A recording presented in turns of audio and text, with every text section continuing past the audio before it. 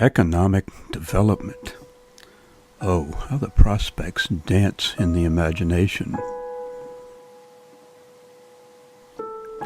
But sometimes you just have to say no. Stay tuned and we'll explain why.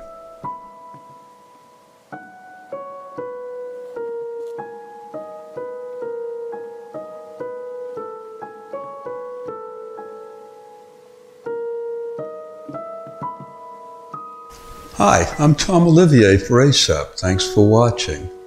In this video, we'll look at common strategies for economic development. To be sure, there are good economic development proposals worthy of our support. But many typical boilerplate economic development programs actually harm communities rather than help. Let's look at how. A favorite line of economic development proponents to local governments is, if you're going to compete with other places, you need to create a business-friendly environment. And you must streamline your development proposal review process. And then reduce or eliminate development proposal reviews by government entities concerned with historic preservation, architectural standards, affordable housing, and environmental protection. Now, ASAP agrees that if a proposal review process is badly structured, it should be fixed.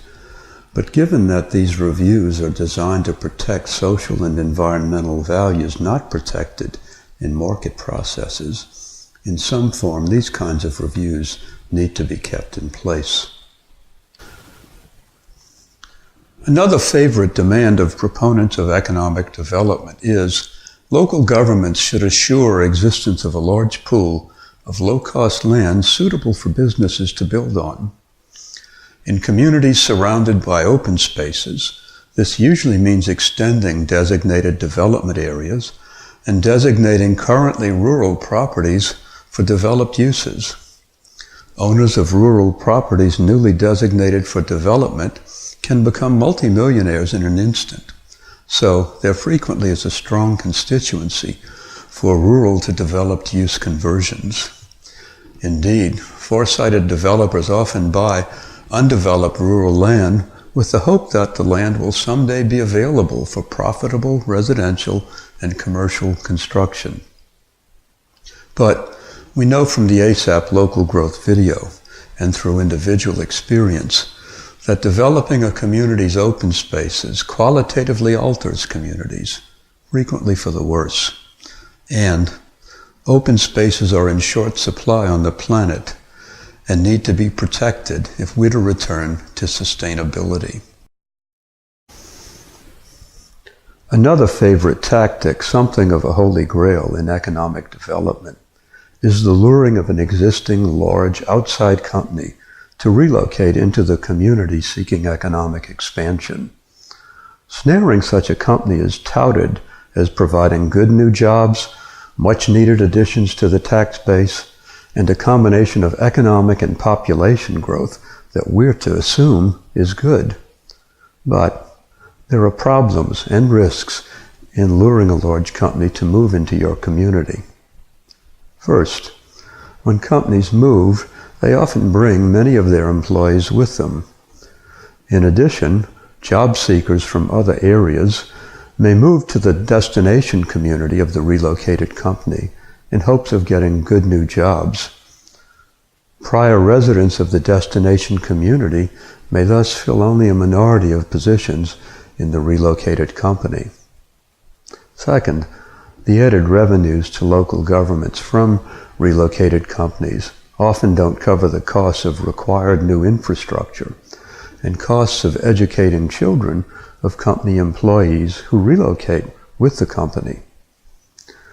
Relocating companies often play localities against each other, extracting free land, tax relief, and other subsidies from potential destination localities. These taxpayer subsidies can overwhelm fiscal benefits from the relocated company to the locality. Sometimes companies that agree to relocate later decide not to do so. changes in market conditions may be offered as the reason. In these cases, communities can be left holding the bag financially for land acquisitions, infrastructure, and other costs related to the failed relocation.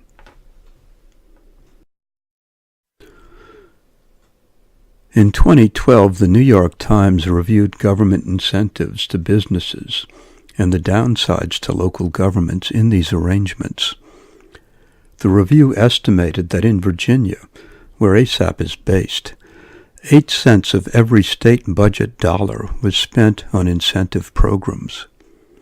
As taxpayers, we would like our money to be well spent, but with incentive programs, it seems this isn't always the case.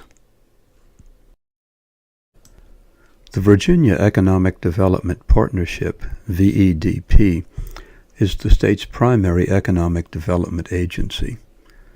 A 2016 report by Virginia's Joint Legislative Audit and Review Commission offered this assessment. VEDP lacks many of the fundamental components of organizational management needed to operate efficiently and effectively and to coordinate well with external entities.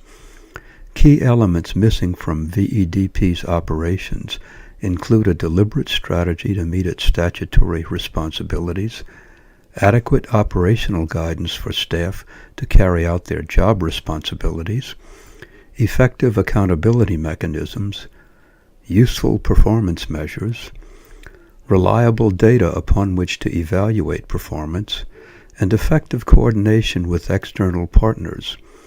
Without these elements, VEDP risks wasting limited resources and failing to meet its statutory requirements. Given all the problems with common approaches to economic development, why are they so popular? Sadly, economic development programs routinely are sold using fear tactics. Politicians don't want to be seen as holding back prosperity for their constituents, and thus may be readily pressured into accepting faulty proposals. So, when evaluating economic development proposals, it's important that ideological justifications and fear tactics be recognized and discounted. Proposals should be examined critically regarding their support for a high quality of human life, for their discouragement of economic inequality, and for their support for our coexistence with natural systems. And residents should publicly support politicians who say no to flawed proposals. That's important. In a future video, we'll look at those attributes of local economies and those economic development programs that ASAP views as good for people and the environment. We appreciate you visiting the ASAP YouTube channel. We encourage you to visit our website, asapvirginia.org, and our Facebook page. And we hope you'll visit here again soon. So long.